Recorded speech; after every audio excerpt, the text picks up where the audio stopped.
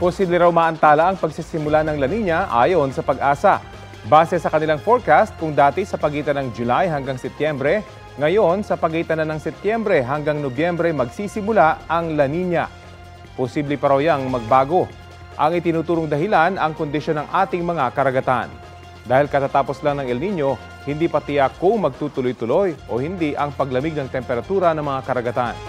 Sa kabila niyan, nananatili ang forecast ng mahinang La Nina ang inaasahan ngayong taon.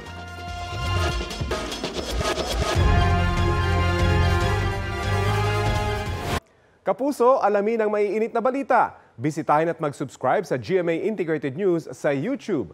Sa mga kapuso abroad, samahan niyo kami sa GMA Pinoy TV at sa www.gmanews.tv.